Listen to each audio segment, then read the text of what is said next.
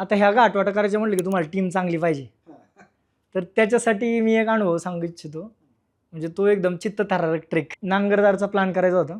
त्यात होता रणजित, अण्णा मरगळे होता टेक्निकली स्ट्रॉंग, विशाल मोरे टेक्निकली स्ट्रॉंग, सूरज नेवसे आमचा आचारी टेक्निकली स्ट्रॉंग. म्हणजे अशी एक चांगली टीम बनवली. भैरवगड बेसला सगळे मिळालो, गेलो आता भैरवगडाजवळ गेलोय तर म्हणले करून यावं पटकन. मग हे वेळेचं नियोजन चुकायला नको. तरी पण आता मनात होतं यायला भैरवगड एवढं जवळ आलो तर करून यावं. कमळूचा इव्हेंट होता. मग कमळूला विचारून आपलं त्या रोपर पटकन जाऊन आलो.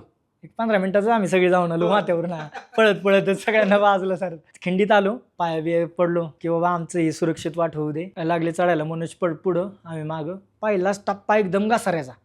आणि तुम्ही जर भैरवगडाच्या तिथून बघाल तर ते पूर्ण अशी उभी वाले.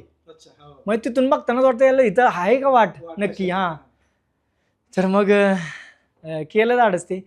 हळूहळू त्या दसणाऱ्या मातीतून गवताचं बुंद पकडत हळूहळू वरती गेलो. मध्ये पायऱ्यांचे अवशेष पण मिळाले. छोट्या पायऱ्या होत्या कातळात. तर वरती गेलो आणि एक ट्रॅव्हर्स होती, ती पूर्ण म्हणजे निसटलेलाच होता टप्पा तो. मग तिथं रोप सेटअप केला. मग ते रोप लावली, सगळी एक हळूहळू पुढे गेली. आणि टीम अशी होती ना, कुणाला असं सांगायला लागत नव्हतं.